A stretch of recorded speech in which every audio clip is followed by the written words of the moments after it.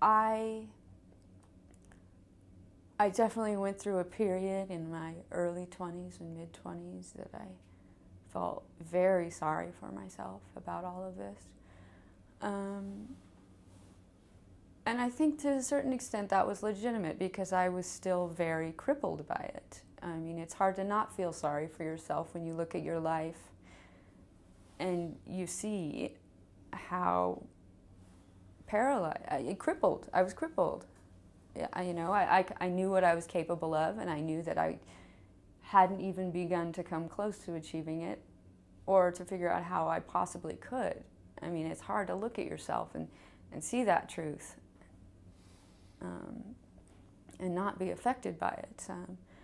But as the years have gone by, as I addressed it, as I talked about it and thought about it, got involved with organizations like NAMI, learned about it, and started learning from it, then that started to change, and I started to see it as something that could strengthen me rather than hinder me.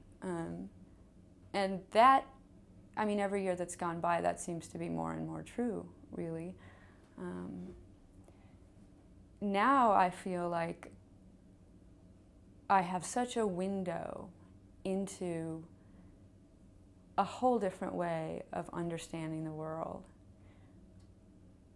Just being with my mom is an experience now that I draw so much from.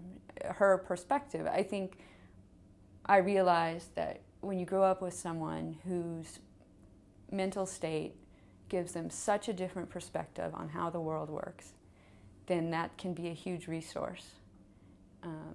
You learn to question your own assumptions about things, which I think is one of the most powerful things anyone can do.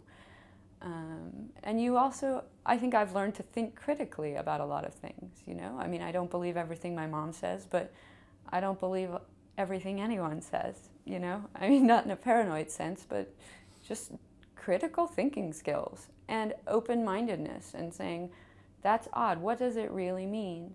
I've learned how to think in a much more powerful way, I think, because of her. And I also think I've experienced life. I've experienced things in life that people who always have it good can't even come near. I mean, you know, until you've experienced grief, there's just something you never get about what it means to be alive, I think. And until you've experienced the redemption of thinking that all hope is lost, only to find that it got better almost in spite of you, that's a huge lesson.